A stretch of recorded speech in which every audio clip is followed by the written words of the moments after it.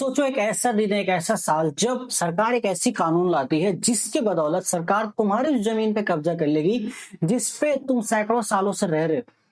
यानी कि वो जमीन जिस पे सिर्फ ना तुम, तुम्हारे पूर्वज, तुम्हारे दादा, तुम्हारे परदादा, तुम्हारे परदादा के परदादा रहते आए हैं, उस जमीन पर, उस जमीन की यहाँ पर कदर करते आए हैं, उस जमीन की पूजा करते आ रहे हैं। वहां पे जितने भी कुदरती रिसोर्सेस है उन सब से फायदा उठाते आ रहे हैं और उन सब की देखभाल करते आ रहे हैं।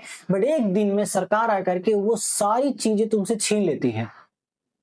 तो बिल्कुल कुछ ऐसा ही हुआ था यहाँ पर 1863 या 64 के आसपास, जब ब्रिटिशर्स ने कॉलोनियल फॉरेस्ट लॉ यहाँ पर लागू किया था। और उस कॉलोनियल फॉरेस्ट लॉ के लागू होने से जितने भी यहाँ पर ट्राइबल्स लोग थे, यानी कि जो कबायली लोग थे, जो कबीले यहाँ पर रह रहे थे जंगलों के अंदर, उन सभी से ये हक छीन लिया गया कि अब तुम जंगल में नहीं रह सकते हो। रहना तो बहुत दूर की बात है, तुम इस जंगल की तरफ देख भी नहीं सकते हो, एंटर करना भी बहुत दूर की बात है। अगर तुमने जरा से भी कोशिश की कि इस जंगल से तुम्हें थोड़ा सा भी फायदा उठाना है, देन तुम्हें बहुत कड़ी सजा यहाँ पे मिलेगी। सोचो क्या बीता होगा उन लोगों के ऊपर जो लोग सैकड़ों सालों से पूरा अपना पीढ़ी दर पीढ़ी अपनी पूरी जिंदगी यहाँ पर जंगल को सौंप चुके थे, जंगल के साथ रहते थे, उनसे एक अच्छा कनेक्शन बन चुका था, जंगल को ही पूछते थे, जंगल से ही खाना पीना रहना सहना सब चीज यहाँ पर था उनका। वो चीजें उनसे एक पल में, एक झटके में छीन ली गई। तो जाहिर सी बात है, जब ऐसा कोई बड़ा बदलाव होता है किसी भी इंसान की जिंदगी में, जबरदस्ती कुछ ऐसा छीन लिया जाता है जिसके बिना इंसान का जीना तो दूर की बात है, जीने का तसव्वुर यानी कि इमेजिन करना भी मुश्किल हो जाता है। तो फिर इंसान के पास सिर्फ एक ही रास्ता बचता है, करो या मरो, लड़ो या मरो। लड़ना होगा। तो तब जाके उस वक्त जितने भी कबाइल लोगों थे, अपने अपने कबीले के द्वारा, अपने अपने कबीले के लीडर्स के द्वारा यहाँ पर उन्होंने अंग्रेजों के खिलाफ बगावत की, लड़ाई लड़ी। कुछ लड़ाई यहाँ पर थोड़ी बहुत सक्सेस हुई, लेकिन ज्यादातर लड़ाई यहाँ पर नाकाम हो गई। फर्क इससे नहीं पड़ता है कि वो लड़ाई नाकाम हो गई, हमें ये चीज सीखना होगा कि भाई उन्होंने आवाज उठाई, जो कि हम आज कहीं ना कहीं अपने सिस्टम के अगेंस्ट में आवाज नहीं उठा रहे हैं। फर्क इससे नहीं पड़ता कि क्या हम जीत सकते हैं या नहीं जीत सकते हैं, फर्क इससे पड़ता है कि क्या हम आवाज उठा रहे हैं कि नहीं उठा रहे हैं। तो इसी चीज के बारे में हम आज के चैप्टर में जानेंगे कि किस तरीके से कॉलोनियल फॉरेस्ट लॉ ने यहाँ पर बहुत तरीके से, बहुत बुरे तरीके से सारे कबायली लोगों को हैरेस किया, उनकी जिंदगी यहाँ पर जीना दुश्वार कर दिया, और किस तरीके से हर कबाइल के लोगों ने अपने अपने तरीके से यहाँ पर अंग्रेजों के खिलाफ लड़ाई लड़ी और कितना वो कामयाब हो पाए, और कामयाब अगर नहीं हो पाए तो क्यों नहीं हो पाए, उनकी हार का हम यहाँ पर एक एनालिसिस यहाँ पर देखेंगे, क्या वजह था जो वो नहीं जीत पाए। क्योंकि जोश तो उनके अंदर पूरा था और वो हक पे भी थे, सच्चाई के साथ भी थे, बट फिर भी वो हार गए। और उनकी हार हमें ये बताती है कि कई बार सिर्फ हक और सच्चाई के साथ होना ही जरूरी नहीं होता है, हमें उन सारी चीजों का भी जानकारी होना जरूरी है जो एक जंग में लड़ने के लिए जरूरी होना चाहिए। सही हथियार, सही स्ट्रेटेजी, सही लीडरशिप, ये सारी चीजें भी किसी भी एक जंग को जीतने के लिए जरूरी होती है। और अगर वो चीजें नहीं हो, फिर भी अगर हम सच्चाई पे लड़ रहे हो, तब भी हमारा कहीं ना कहीं हार से सामना हो सकता है, क्योंकि हमारा दुश्मन इन चीजों में हमसे आगे है और वो ताकतवर है। तो हमें वो अपनी ताकत के बलबूते पर ही दबा देगा, भले ही उसका ताकत जो है वो गलत तरीके से, लेकिन वो दबा सकता है क्योंकि ताकत अल्टीमेटली उसके पास है।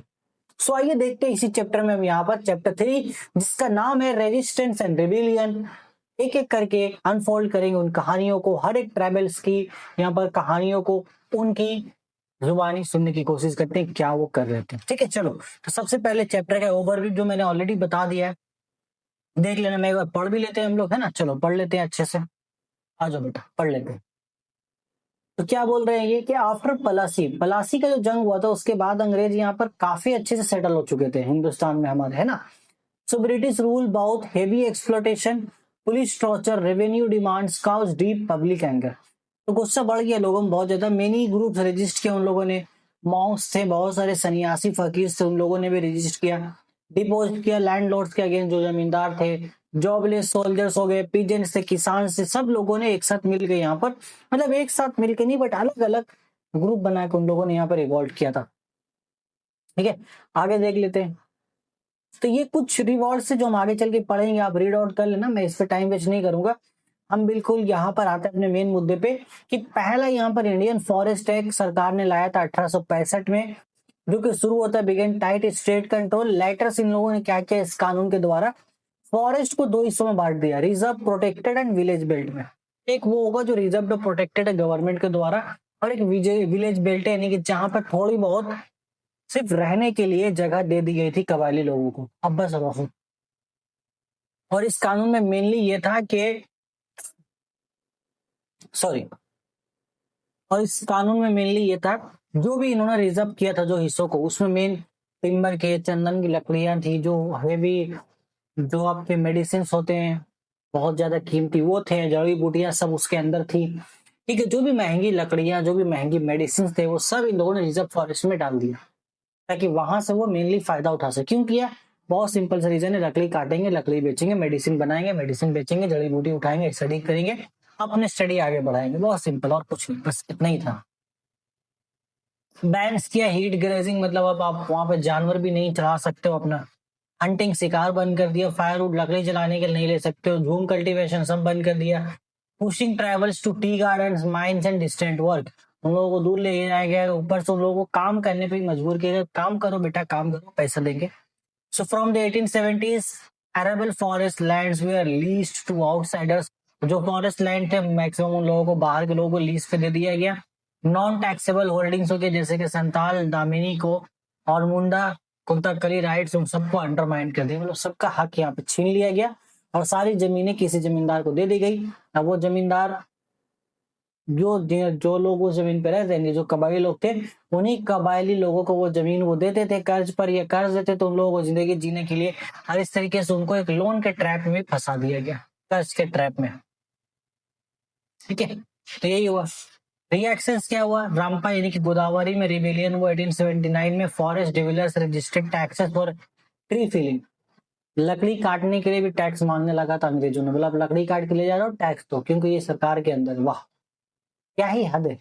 एंड ग्रेजिंग, मतलब जानवर को चराने के लिए भी, जानवर अगर घास खा रहा है तुम्हारा, उसके लिए भी टैक्स दो, जियो बेटा। Spread across a wide region, Santhals and Mundas evolve to expel, इन लोगों ने भी क्या स्टेट मेजर्स हुआ। Forest department 1864, more restrictive act बनाया उन लोगों ने। क्रिमिनल ट्राइबल एक्ट बना दिया इसकी, ये सब सालों ने। ठीक है, ये सब साल में, मतलब लार्ज फॉरेस्ट रिजर्वेशन हुआ फ्रॉम 1905 से लेके साइंटिफिक फॉरेस्ट्री हुआ 96 में। इंक्रीज स्टेट मोनोपोली इन सर्वाइलेंस, तो जैसे जैसे अब अंग्रेजों ने देखा कि नहीं, थोड़ा बहुत तो ट्राइबल लोग रजिस्ट कर रहे हैं, तो और कानून को सख्त कर दिया। क्रिमिनल लॉ ला दिया कि अगर आप जंगल काटोगे तो उठा के पकड़ के पीट देंगे, मतलब सीधा एकदम खत्म, टाटा बाय बाय, खत्म, राम नाम सत्य, बस वही। ठीक है, हो गया। So why the forest law we are imposed, बहुत सिंपल सी बात है, पढ़ लेने, ये लाइन मैंने बता ही दिया आपको। ये सब रीजन था, इसलिए उन लोगों ने इम्पोज किया। ठीक है, चलो कुछ की टर्म्स जानते हैं यहाँ पर। पहला है रिबिलियन। क्या होता है ये? एक लोकलाइज्ड ऑर्गेनाइज्ड प्रोटेस्ट होता है against specific operation, often the first stage example Santhal rebellion. तो रिबिलियन बेसिकली कोई भी एक आपको दिखा कुछ गलत हो रहा है, उसके अगेंस्ट आपने प्रोटेस्ट किया, वो होता है रिबिल कर देना किसी भी अगेंस्ट। अपराइजिंग एक ब्रॉडर एस्केलेटेड मोबिलाइजेशन है, मतलब आपने पहले आवाज उठाया, वो रिबेल हुआ, वो बड़े थोड़ा ग्रुप में बन गया, बड़ा पैमाने पे हुआ, तो वो अपराइजिंग हुआ, मतलब बहुत ज्यादा लोग वहां पे शामिल हो गए। रिवोल्यूशन क्या होता है? एक रैपिड डीप चेंज है पूरा एक सोसाइटी, यानी जैसे कि नेपाल में भी जैसे हुआ, तो नेपाल में क्या हुआ, वहां पे जितने भी यंगस्टर उन लोगों ने एक रिवॉल्ट किया, पहले रिबेल हुआ, रिबेल और रिवॉल्ट एक ही होता है। ठीक है, रिबेल हुआ पहले, फिर अपराइज हुआ, बहुत ज्यादा लोग वहां पे जुट गए, फिर उसके बाद रिवोल्यूशन आया। जो सरकार वहां पे थी उसको मार के, फाड़ के खत्म कर दिया गया, हटा दिया गया, नई सरकार लाई गई। ये चीज है। ओके, चलो आगे देखते हैं। सब एक एक करके हम यहाँ पे देखेंगे, ये चीजें आपके पढ़ने के लिए, इसको आप पढ़ लेना। हम यहाँ पे स्टार्ट करते हैं। सबसे पहला हमें देखना है संथाल रिबिलियन के बारे में। बुक में वैसे कोल रिबिलियन पहले, हम पहले संथाल के बारे में जानते हैं, कोई दिक्कत नहीं, कौन पहले आता है कौन बाद में आता है। ठीक है, so triggered by loss of tax free forest land in Damini को। ट्रिगर मतलब शुरू क्या उनका ट्रिगर ये हुआ, देखो लॉस हो गया, टैक्स फ्री लैंड था इनका, दामिनी को जगह का नाम है, वहां पर राजमहल फुट हिल्स में, उस पर टैक्स लगा दिया। एंड ग्रोइंग आउटसाइड ऑपरेशन, इतना स्क्वायर फीट का एरिया था, अभी इतना विलेज के लोगों से, और इतना वहां पे संथाल लोग थे जिन्होंने रिवॉर्ड शुरू किया, क्योंकि जो जमीन पे कोई भी कोई टैक्स था उस पर टैक्स लगा दिया गया। और ये नहीं था कि सिर्फ टैक्स लगाया सरकार ने, टैक्स बहुत ज्यादा लगा दिया, हद से भी ज्यादा। तो तकरीबन 20,000 संथाल लोग यहाँ पे गैदर हुए एट भोगादिन अंडर सिद्धू कानू। सिद्धू कानू इनके ऊपर पिक्चर भी बन रही है। मैंने 2 साल पहले ही न्यूज सुना था, पता नहीं क्यों रुक गया वो प्रोजेक्ट ही, भी मैंने डम कर दिया गया। आई थिंक बहुत जल्दी बने, मजा आएगा इन लोग ऐसे लीडर्स के ऊपर। आप सिद्धू कानू के ऊपर पिक्चर बना लो, कोल रिबेलियन लीडर तो उन पे बना लो, भाई मुंडा के ऊपर पिक्चर बना दो ना, मजा आएगा वो सब चीजें देखने में, तो है ना, मजा आएगा। आएगा कि नहीं बोलो, आएगा ना? एकदम मजा आएगा वहां पर, ठीक है। चलो, और भी लीडर थे चांद एंड भैरव, बट सिद्धू और कानू जो थे ये लोग मेन लीडर थे। दे टुक हुल ऑथ, यानी कि हुल का मतलब रिबेली होता है, बगावत करना। ओथ मतलब उन्होंने शपथ लिया 30 जून 1855 में, to defend land and dignity. का उस हमें पता है कि heavy rents and new taxes after permanent settlement, debt traps उन लोगों को फंसाया गया with 50 to 500% interest, money lenders and zamindar frauds, failing of secretaries. देखो ये जो काउज है ना, इसको गार्ड बांध के याद कर लो, यही काउज सभी का है लगभग। कोल रिबिलियन इसी वजह से हुआ। आप चौरा रिबिलियन भी पढ़ेंगे, चौरा बोल रहा हूँ, हाँ चौरा रिबिलियन पढ़ेंगे, वो भी इसी की वजह से हुआ, ठीक है। जितना भी रिबिलियन था लगभग इसी की वजह से हुआ था। कुछ ऐसा था जो रिलीजियस मुद्दे पे शुरू हुआ था, बाद में कन्वर्ट हो गया इन्हीं सब चीजों में, तो वो भी देखेंगे। लेकिन मेनली मैं बता दूंगा कहाँ कहाँ पे ये कोल रिबिलियन का रीजन यही था, चौरा रिबिलियन का भी रीजन यही था, और मुंडा रिबिलियन का भी रीजन यही था। तो 4 रेबिलियन का रीजन सही है, ध्यान रखना। फीचर्स बहुत सिंपल है। United close neat actions against diku, diku मतलब बाहर से लोग आते थे, उसको ये लोग कहते थे diku, outsider. Rebellion began 7 July 1855, spread to Ranchi, Hazaribagh, Birbhum, Chotanagpur, Medinipur, Purulia, Bhagalpur, ये सब जगह पे हुआ था, ठीक है। चलो आगे देखते हैं। अब सेपरेशन, तो सेपरेशन भी सबका एक ही है, सबको अंग्रेजों ने यहाँ पे दबा दिया। कैसे दबा दिया देखो, बहुत सिंपल है। यहाँ पे लिखा है under Lord Dalhousie crushed the revolt brutally, even a British commander admitted it resembled genocide not battle. उन्होंने बताया कि भैया एक ब्रिटिश कमांडर थे, उन्होंने बताया कि एक जेनोसाइड था, कोई बैटल नहीं था। जैसे कि जेनोसाइड आज के टाइम पे जो इसराइल जो है, तो इसराइल कंट्री जिस तरीके से जेनोसाइड कर रहा है बहुत सारे मल्टीपल कंट्रीज पे, स्पेशली गाजा के ऊपर और पैलेस्टाइन के ऊपर, तो उस तरीके से वही एक जेनोसाइड उन लोगों ने किया। मतलब सेपरेशन ऐसा नहीं कि बस लड़े वो लोग और थोड़ा बहुत लीडर को पकड़ा, उसके बाद छोड़, मतलब जंग खत्म हो गया, रिवॉल्ट छोड़ दिया, नहीं। जेनोसाइड मतलब मार दिया गया बहुत बुरी तरीके से, सभी को मार दिया गया, यही है जेनोसाइड का मतलब, ठीक है। ये चीज है, तो वही करती है सरकार जिसके पास पावर होता है। रिजल्ट इंपॉर्टेंस क्या था, बहुत सिंपल सी चीजें थी।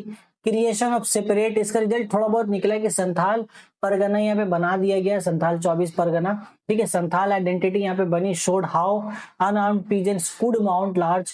तो ये भी पता चला कि भाई ठीक है, हार गए आप, उससे पता नहीं, बट फिर भी कुछ रिजल्ट तो निकला, ठीक है। तो रिजल्ट आप बाकी के पढ़ लेना, मेन रिजल्ट यही था इनका, इसका कि संथाल परगना यहाँ पे उभरा था, ठीक है। चलो आगे देखते हैं। दूसरा हमारे पास है मुंडा रिबेलियन, ठीक है। तो मुंडा रिबेलियन में क्या हुआ, यहाँ पे मुंडा, देखो नाम इनका खुंद कटी, ठीक है। तो मुंडा इसी किताब में लिखा था, पूरा नाम यही है इनका। Reignites in Chota Nagpur we are protected by diku, यानी कि आउटसाइडर, सही सेम, सबका रीजन वही था। तो पहले भी ये शुरू हुआ था, लेकिन बाद में स्टार्टिंग में इसको अंग्रेजों ने बहुत आसानी से दबा दिया। फिर बिरसा मुंडा आया, उन्होंने यहाँ पर क्या किया, दोबारा से इस बगावत में जान डाली, लोगों को मोटिवेट किया कि नहीं हमें लड़ना होगा। उन्होंने सीधा बताया कि अंग्रेज हमारी यहाँ पर, हमारा जो ट्रेडिशन है, यानी कि जो हमारा संस्कृति है, उसके खिलाफ है। अगर हमें अपनी संस्कृति, अपना जमीन, अपनी घरों की इज्जतों को बचाना है, तो अंग्रेजों को यहाँ से भगाना तो पड़ेगा, ठीक है। सिंह की पैदाइश हुई थी 1875 में at Ulihatu, Ranchi, briefly in mission schools, then return to ancestral faith by 1895, proclaimed as Dharti Aaba, तो फादर ऑफ द अर्थ बोला गया। तो सेंटर्ड वर्शिप ऑन सिंगू बाबा, ये करते थे सिंगू बोंगा पे, यानी कि सन गॉड पे, एंड प्रीस्ट प्यूरिटी, ये थोड़ा उनके बारे में। इस एम्स एंड स्प्लेंड क्या था, एक्सपेल डीकू एंड ब्रिटिश, सिंपल था, डीकू को मारो पीटो और अंग्रेजों को भी यहाँ से बाहर निकालो। डिस्ट्रॉय ऑपरेसिव जमींदार, जो जमींदार थे, जागीरदार थे, उन सभी को भी यहाँ से बाहर निकालना है, ठीक है। यही सिंपल है। कोर्स का स्प्रेड क्या हुआ, आफ्टर रिलीज जनवरी 1898, बिरसा टूड village land action for 24 December 1999, ठीक है, सॉरी 1899, टू रप्ट क्रिश्चियंस और attack followed on churches, church पे यहाँ पे अटैक किया गया, क्योंकि मेनली तो जो अंग्रेज थे वो लोग क्या थे, क्रिश्चियंस थे, तो चर्चों पे अटैक किया गया। और 7 जनवरी 1900 को यहाँ पे मेनली इन लोगों ने कहाँ पे अटैक किया था, खुंती थाना पे अटैक किया था, और बहुत सारे वहां पे जो अंग्रेजी अफसर थे उसको मारा पीटा, तोड़ा फोड़ा, मजे से एकदम, हाँ किया बहुत अच्छे से, ठीक है। चलो ये था क्लाइमेक्स एंड अरेस्ट की हम बात करें तो yes the upheaval is remembered as a Ulgulan, ठीक है, यू आई नहीं होगा यहाँ पे, U G L N, Ulgulan इसको बोला जाता है, ठीक है। तो द ग्रेट टुंगुट बोला गया, अबाउट 450 फॉलोअर्स, मैंने 450 जिनके साथ लड़ रहे थे, 450 लोग लगभग, उनको कैद कर लिया गया। 1870 को टाइड किया गया in session court to hang out, बहुत से फांसी दे दी गई। Birsa was arrested on 3 February 1900 को, इनको भी अरेस्ट किया गया और इनकी डाइड हो गई in cholera in custody of 2 June 1900 at stage of 26, ठीक है। सो ये मर गए, अब ये मर गए, ये मार दिया गया, ये तो खैर अंग्रेज ही जानेंगे। रिजल्ट एंड लेगेसी की हम बात करें तो छोटा नागपुर टेनेंसी प्रोटेक्शन यहाँ पे एक्ट बना, रिकॉग्नाइज हुआ खून कटी एंड बैंड फोर्स लेबर को, यहाँ पे फोर्स लेबर को बैन किया गया, मतलब जबरदस्ती आप काम नहीं करा सकते हो।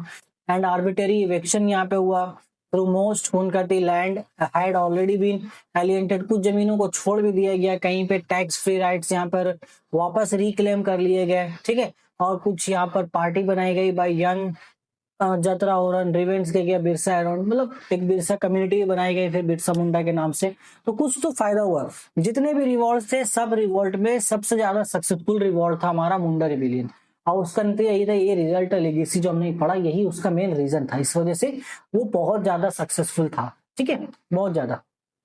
आगे चलते सन्यासी फकीर रिबेलियन के बारे में जान लेते हैं, चलो। Beginning. So between 1763 and 1856, many anti-British protests occurred. Among them, the Sannyasi Fakir revolt was major, and as remembered in poems and novels like Anand Math. तो आनंद मठ में भी सन्यासी फकीर विलन का चर्चा किया गया। देखो इसमें इनका मेन रीजन क्या था कि जो सन्यासी और फकीर थे वो घूम घूम करके इसी के भिक्षा मांगते थे या लोगों से थोड़ा बहुत लोग पैसा दे दिया करते थे। तो अंग्रेजों ने पहले दिन का आना जाना पाबंदी लगा दिया, आप जहां तहां जा नहीं सकते, उसके लिए आपको टैक्स देना पड़ेगा या परमिशन लेना पड़ेगा। दूसरा, इनको जो भिक्षा मिल रहा था, जो पैसे कलेक्ट कर रहे थे लोगों से एज चंदा के तौर पे आप बोलो, उस पर भी टैक्स लगा दिया बेशरमों ने। मतलब किस लेवल के बेशरम थे कि एक इंसान, मान लो कोई फकीर है, वो भीख मांग रहा है, वो भीख मांग के अपना गुजारा कर रहा है, बोल रहा है बेटा तू उसको अगर 2 रुपया भीख मिला ना तो 1 रुपया मुझे दे, 1 रुपया तू रख। सोचो, तो सन्यासियों के साथ भी कुछ वैसा ही मामला था। तो यहाँ पर इस वजह से क्या हुआ, इनको रिवॉल्ट करना पड़ा, ठीक है। इनके लीडर ने क्या किया, गोरिल्ला मेथड्स का यूज किया, अटैकिंग हंगरी पीजेंट्स, जो कि भूखे यहाँ पर किसान थे, डिपोज किया सेड जमींदार, जॉबलेस सोल्जर्स, इन सभी को मारा पीटा, बढ़िया से मारा पीटा बहुत हद तक जहां पे भी हो सका, ठीक है, मारा पीटा तो सही। आगे देखो चाहिए वही वाला पार्ट है, टैक्टिक्स हम देख लिया, स्पिरिट एंड लीडर के बारे में जान लेते हैं, ठीक है। इस पेज में पूरा ही जानकारी है सन्यासी फकीर रिबेलियन का। सो अबाउट 50,000 टूक पार्ट, मदारी फकीर्स अबाउट 500 गोसन मदारी फकीर थे अर्ली फेजेस में, नॉर्थ बंगाल एंड यहाँ पर सभी जगह से आए थे, मतलब ओवरऑल बंगाल से लोग जुटे थे, फकीर से हजारों तादाद में यहाँ पर सन्यासी थे, ठीक है। तो पीक फेज इसका था 1763 से लेकर 1778 तक। इट स्प्रेड अबाउट अक्रॉस कहाँ हुआ, Rajshahi, Dhaka, Rampur belt, but lack of arms, clear aims and unfilled leadership led to its decline. It remained a brave popular protest against colonial rule. अब यहाँ पे अगर आप देखो तो मैंने इनके लीडर्स के बारे में नाम नहीं बताया, ठीक है। तो संथाल में लीडर का नाम था, मुंडा में था, यहाँ पे भी इनके लीडर थे, सन्यासी फकीर में 2 लीडर थे, एक वो थे जो सन्यासियों को लीड करे थे, एक वो थे जो फकीरों को लीड करे थे। अब ये कौन लोग थे, इसका थोड़ा सा बुक खोलो, बुक में देखो और मुझे कमेंट सेक्शन में कमेंट करके बताओ, करोगे, बताओगे कि नहीं, बताना पड़ेगा, नहीं बताओगे तो मारपीट हो जाएगा, ठीक है। चलो आगे देखते हैं। अब यहाँ पे है फराजी मूवमेंट, ठीक है। कोल रिबेलियन कहाँ गया यार, मेरे को समझ नहीं है, कोल रिबेलियन तो पहले आना चाहिए था, आई थिंक कोल रिबेलियन मैं मिस कर चुका हूँ, इसमें नहीं है, ठीक है, उसके बारे में अलग से बता दूंगा। कोल रिबेलियन कब शुरू हुआ, 1829 में वो शुरू हुआ था, और चुआर रिबेलियन सबसे पहले वही था। तो ये था सन्यासी फकीर रिबेलियन। इसके बाद 2 रिबेलियन ऐसे कि फराजी मूवमेंट, ये मूवमेंट था, बाद में रिबेल बना, ये रिबेलियन बना, जैसे कि फराजी मूवमेंट, और दूसरा आएगा वहाबी मूवमेंट, इसके बाद तारिक मोहम्मद, वो भी एक तरीका है मोहम्मद, ठीक है। तो फराजी मूवमेंट और वहाबी मूवमेंट का मेन जो फाउंडेशन था, मेन क्या कैसे शुरू हुआ, ये एक मूवमेंट शुरू हुआ कि जो मुस्लिम लोग थे उनको वापस इस्लाम की तरफ लाने, मतलब इस्लाम तो वो मान रहे थे, ठीक है, मुस्लिम फॉलोअर्स जो भी थे इस्लाम धर्म को मान रहे थे, बट वो क्या था चीजों को पर्टिकुलरली फॉलो नहीं कर रहे, जो नबी की सुन्नत थी उसको पर्टिकुलरली फॉलो नहीं कर रहे थे। तो इस मूवमेंट का मेन एम वही था कि जो भी रिलीजियस इनडिसिप्लिन है उन लोगों को डिसिप्लिन में लाया जाए, नमाज की पाबंदी कराई जाए, व्रत, हज, नमाज, रोजा, इनके ऊपर उनको यहाँ पर पाबंदी लगाई जाए। बट आहिस्ता आहिस्ता जब ये चीजें आगे बढ़ी तो उनको दिखा कि रिलीजियस मैटर के अलावा यहाँ पर हमारे देश में, हमारे स्टेट में और भी प्रॉब्लम, जैसे कि किसानों का यहाँ पर एक्सप्लोटेशन हो रहा है। तो जब उनको इंडिगो रिवॉल्ट के बारे में पता चला तो उन लोगों ने भी किसानों की मदद की।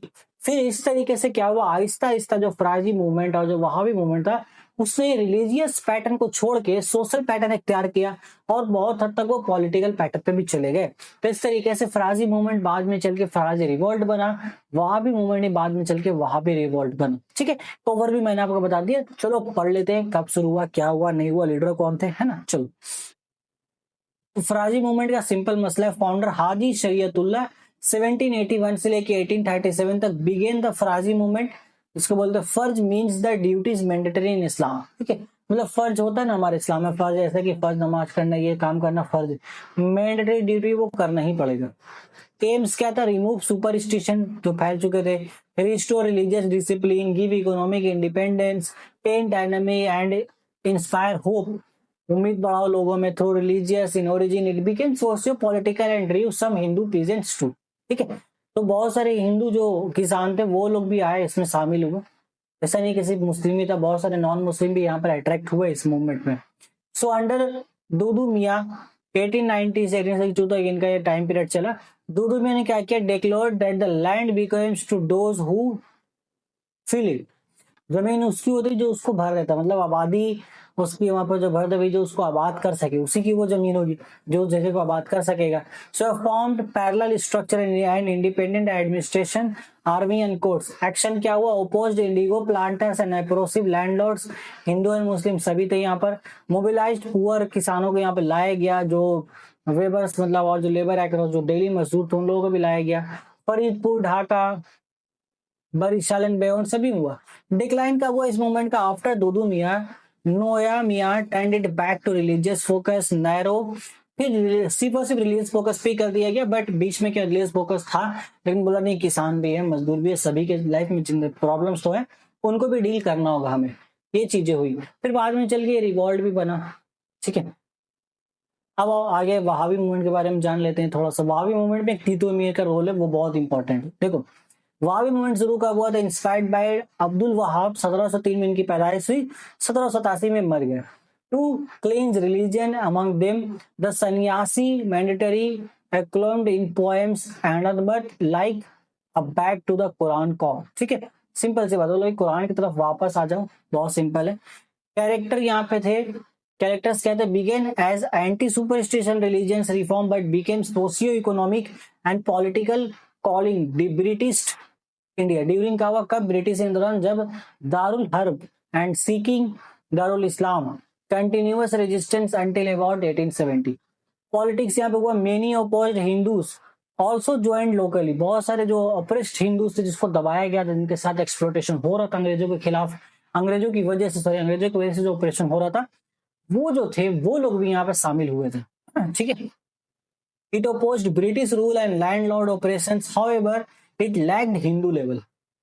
ठीक है, वो लोग शामिल हुए थे लेकिन हिंदू लेवल तो वो नहीं लायक पर, लिमिटेशंस, नेशनल रीच जो भी थे, मतलब मुस्लिम लेवल पे एक रीच अच्छा था, लेकिन नॉन मुस्लिम लेवल पे शामिल हो रहे थे एक्सप्लोटेशन की वजह से, प्रॉब्लम्स की वजह से। फिर भी थोड़ा बहुत उनको यहाँ पे हेल्प मिला था, बट वो एकदम बहुत ज्यादा नहीं। ओके,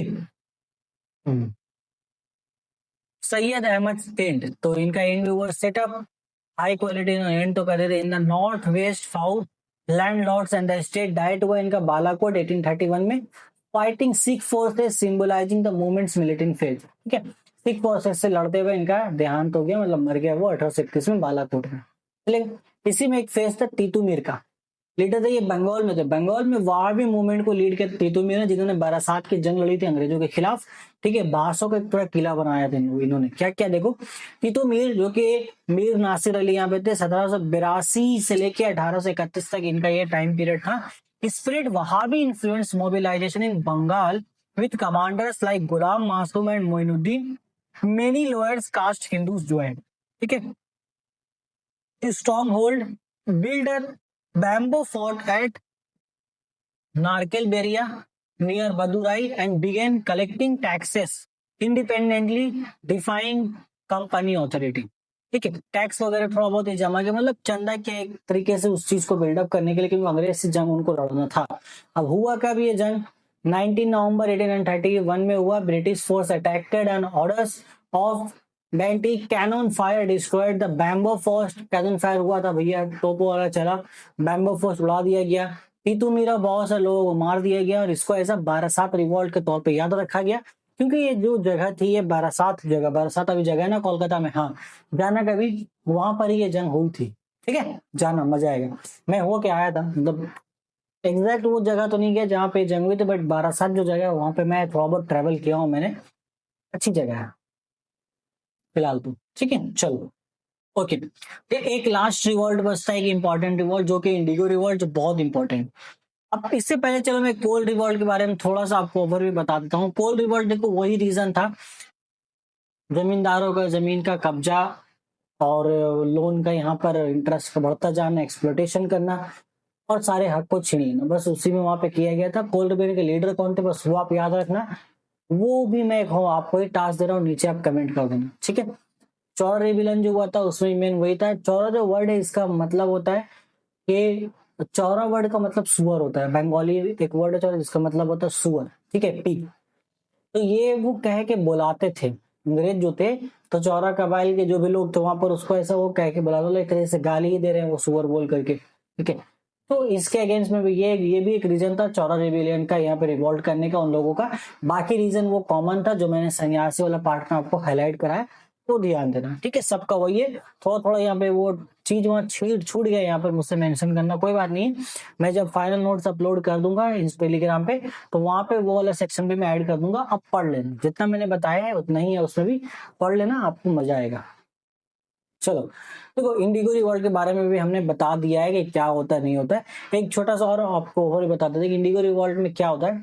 नील की खेती, इंडिगो मतलब नील जो रंग होता है, जो उजाला, ठीक है, वो जो नील जो रंग होता है। अब वो जो खेती है बेसिकली एक तरीके का, तो वो फॉरेस्ट मैंने फल उगेगा उसका, उसको खेती करने के लिए, उसको उगाने के लिए, जिस जमीन पे भी आप खेती करोगे ना, एक बार जिस जमीन पे नील की खेती हो गई, दोबारा उस जमीन पे आप किसी और चीज की खेती नहीं कर पाओगे।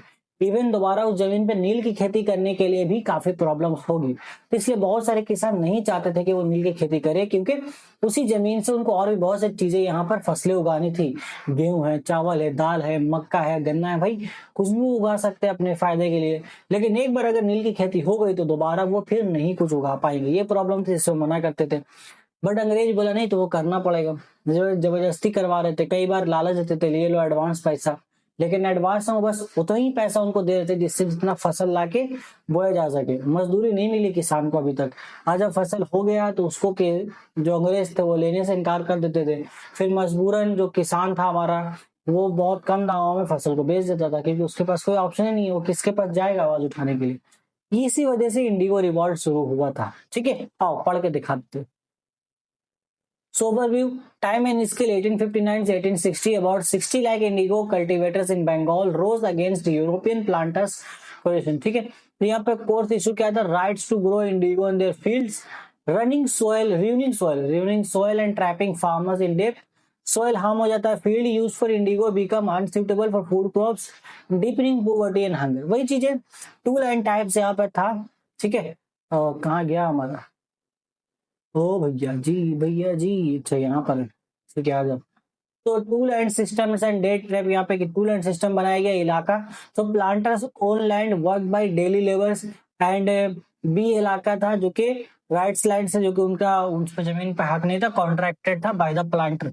एक था कि जमीन खुद किसान की है, कुछ उनको पैसा मिला वो काम कर रहे हैं। एक था जमीन किसान की नहीं है, जमीन किसी अंग्रेज प्लांटर की, वो उससे अपना काम करवा रहे हैं।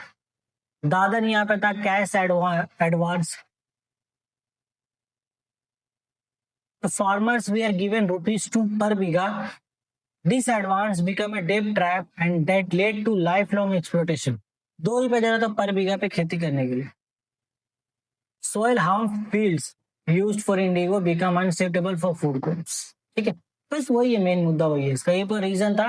बाकी हम यहाँ पे देखेंगे helpful officials and public supports कौन कौन थे। तो यहाँ पर मजिस्ट्रेट्स थे, जे स्पेंगल्स 12/7/18 and Abdul Latif supported rights in disputes. और ये वाला आई थिंक ये यहाँ का नहीं है, ये एक एक्स्ट्रा पार्ट है, ठीक है। ये मतलब एक कंक्लूजन वाला पार्ट है, इसको हटा देते हैं फिलहाल के लिए, ये हमारा अभी पढ़ने का नहीं है, ये एक कंक्लूजन का पार्ट है, इसको हम हटाते हैं। चलो हटा ही दिए। ये हमारे लीडर है, स्प्रेड की बात करते हैं तो मार्च 1859 में जो हमारे पास थे चौगाछा नियर कृष्णनगर नदिया के पास, जो हमारे विष्णु चरण विश्वास थे और दिगंबर विश्वास थे, इनकी लीडरशिप में यहाँ पे ये चीज शुरू हुआ। इंडिगो रिवॉल्ट, ये देखो ये मैंने इंडिगो का यहाँ पे जो नक्शा बनाया ऐसा ही होता है ये, ठीक है। ये जो आपको दिख रहा है ये वाला पार्ट, यहाँ से ही वो नील का रंग बनाया जाता है। अदर लीडर्स यहाँ पे थे बैद्यनाथ सरदार, विश्वनाथ सरदार ऑफ मांसबेरी, रफीक मंडोल मालदार, रहीमुल्ला सुंदरबन जमींदार यहाँ पे थे, राम रतन मलिक और नाना साहेब बंगाली, ये सब लीडर्स के नाम है। जियोग्राफी, सो नदिया, जेसोर, खुलना, पबना, फरीदपुर, रायसाही और सो बीरभूम, ये सब भी यहाँ पे थे, ठीक है। मतलब जियोग्राफिकली हमने यहाँ पे स्टेट वाइज कुछ चीजें बताई, स्टेट नहीं मतलब डिस्ट्रिक्ट वाइज यहाँ पे लीडर्स थे। अब रिजल्ट एंड सिग्निफिकेंस क्या हुआ?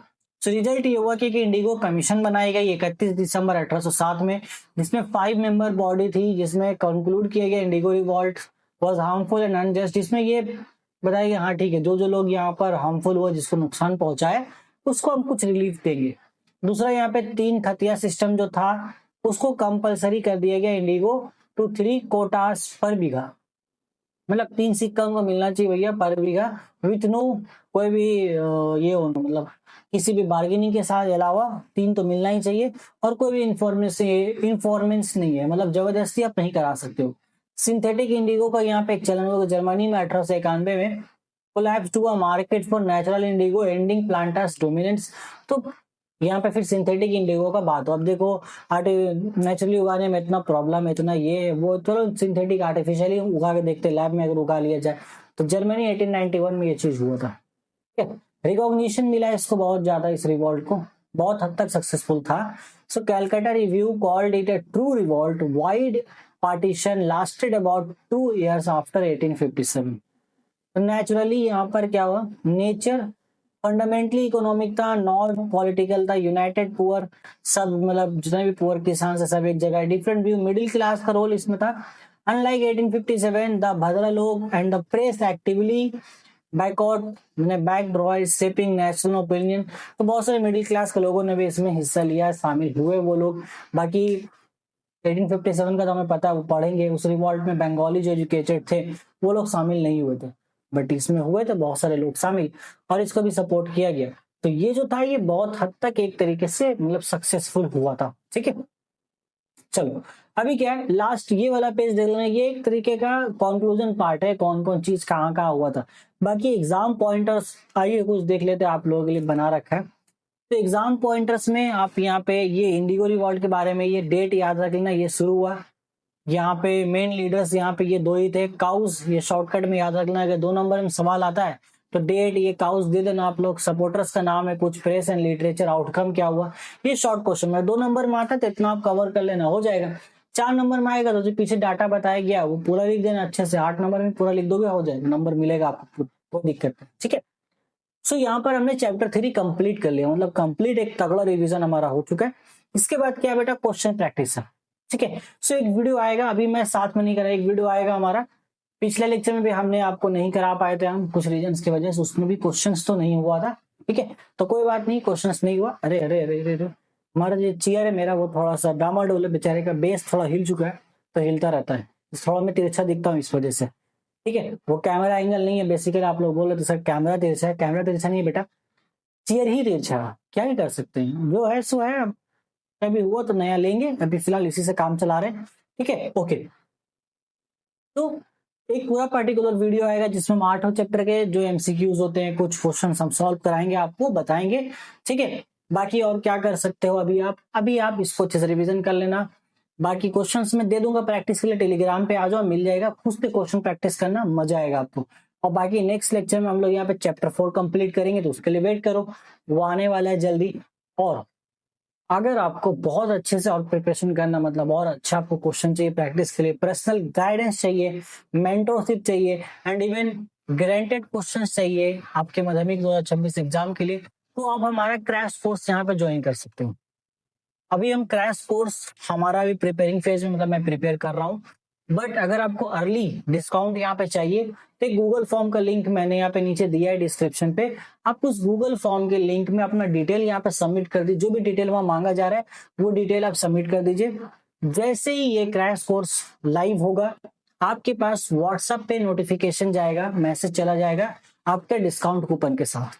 ठीक है, जो भी ओरिजिनल प्राइस होगा, अभी मैं प्राइस रिवील नहीं कर रहा हूँ किस प्राइस पे वो आएगा हमारा, लेकिन जो भी प्राइस होगा उस पे आपको टोटल 50% ऑफ मिल जाएगा। अगर मान लो मैं उसको 999 प्राइस पे अगर वो आता है, तो आपको जो भी अभी ये फॉर्म इनिशियली फेज में फिल कर देंगे उस क्रैश कोर्स के शुरू होने से पहले ही, उनको वो पूरा क्रैश कोर्स 499 में मिल जाएगा। और वो जो क्रैश कोर्स होगा वो 5 सब्जेक्ट के लिए होगा, सभी सब्जेक्ट रहेंगे। और इवन उसमें हम जो लैंग्वेज है आपका इंग्लिश, उर्दू, हिंदी, जिसका उर्दू होगा उसको उर्दू मिलेगा, जिसका हिंदी होगा उसको हिंदी मिलेगा, और साथ में इंग्लिश रहेगा। वो सब्जेक्ट हम थोड़ा बहुत आपको पढ़ाएंगे, बहुत ज्यादा नहीं। देखो जैसा क्रैश कोर्स यहाँ पर जैसे है, तैसे ही क्रैश कोर्स आपको और डिटेल में मिलेगा हमारे पेड बैच पे। तो वो लैंग्वेज वाला जो सब्जेक्ट होगा उसमें हम बहुत डिटेल में आपको क्रैश कोर्स कवर नहीं करेंगे, बट वो सारे क्वेश्चंस आपको बताएंगे जो एग्जाम में आ सकते हैं। वो तो बिल्कुल फ्री हो जाएगा आपके लिए, क्योंकि उसका तो मैं कोई चार्ज ले ही नहीं रहा हूँ। ठीक है, तो वो फॉर्म भर देना, आपका फायदा ही होगा। बाकी हम मिलते हैं अपने नेक्स्ट लेक्चर में, तब तक take care, till then good bye, all the very best for Madhyamik preparation.